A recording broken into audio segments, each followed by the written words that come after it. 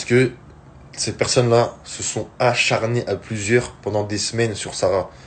Ok? Et moi, je suis son mari. Et j'ai vu ça. Et je faisais rien parce que je voulais pas me mêler des histoires de filles.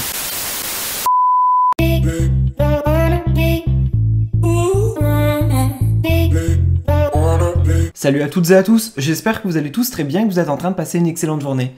Comme vous avez pu le voir dans le titre de la vidéo, aujourd'hui on va principalement parler d'Ahmed. Il y a plusieurs mois en arrière, Ahmed a participé à la 4e saison des Vacances des Anges, qui est actuellement en diffusion sur Énergie 12, et dans cette aventure il était accompagné de Sarah Frézou. À cette époque, ils étaient toujours mariés. Cette aventure a été extrêmement mouvementée pour eux, notamment à cause de clash avec Rawel et Rania. Il y a plusieurs heures, face aux épisodes inédits, Rania avait décidé de sortir du silence sur les réseaux sociaux et elle avait fait d'énormes révélations sur le comportement d'Ahmed et de Sarah Frézou dans l'aventure. Il y a plusieurs heures, c'est Sarah Frézou qui a décidé de réagir aux propos et aux révélations de Rania et elle a donné sa propre version des faits. Il y a tout juste quelques instants, face aux accusations de Rania, Ahmed a enfin décidé de sortir du silence et il s'est expliqué à propos de ce qu'il s'est passé dans cette aventure.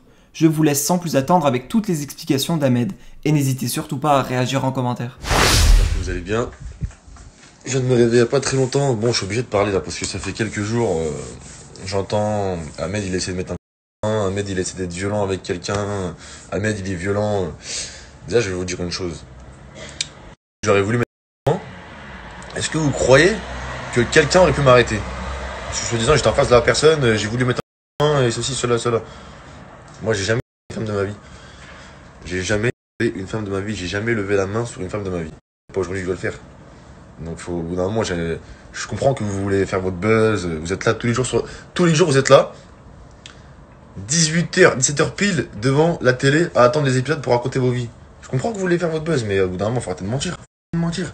Parce que moi, demain, si j'aurais voulu mettre un coup de poing, ou si j'aurais voulu taper quelqu'un, il y aurait personne qui m'aurait arrêté. Ok? Il y aurait personne qui m'aurait arrêté. Donc arrêtez de mentir, de dire Ahmed il a fait ci, Ahmed il a fait ça. Ok, j'ai rien fait du. Je comprends que vous avez envie de buzz, je comprends que vous avez envie de notoriété, que vous avez envie de vues. Je comprends. Mais au bout d'un moment, il faut rétablir la vérité et arrêter de mentir. Moi, j'ai jamais levé la main sur une femme. Et c'est pas aujourd'hui que je vais le faire, ok? Moi, je respecte la femme. J'ai toujours respecté la femme. Ok? J'ai une maman, j'ai des cousines, j'ai des nièces, j'ai des neveux, j'ai des petites sœurs. Donc, arrêtez de dire que moi, j'ai voulu être violent envers je sais pas qui, ceci, cela. C'est faux. Arrêtez de mentir. Arrêtez de mentir. Et le pire, c'est que les gens, ils sont en train de vous croire. C'est ça qui me rend fou, moi. C'est que les gens, ils réfléchissent pas au minimum, mais qu'ils vous croient. On était plusieurs dans l'aventure. On était beaucoup quand même. C'est pas 10 personnes qui sont en train de dire ça. C'est 2 personnes qui sont en train de dire que oui, j'ai voulu être violent, et que c'est cela. Demande à tout le monde. Demande à tous ceux qui étaient là si j'ai voulu être violent envers ces personnes-là.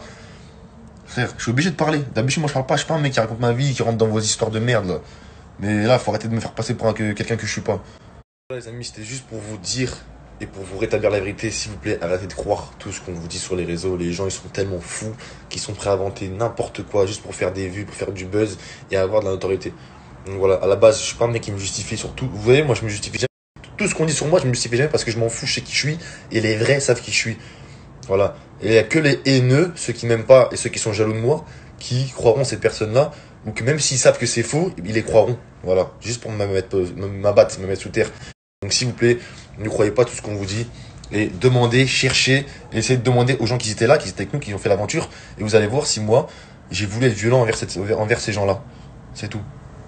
N'oubliez pas que je suis boxeur professionnel, que je suis considéré comme une arme blanche. Demain, si j'ai recours à la violence avec mon art ou quoi que ce soit, si je me bats ou quoi, déjà je peux perdre ma licence de boxeur professionnel.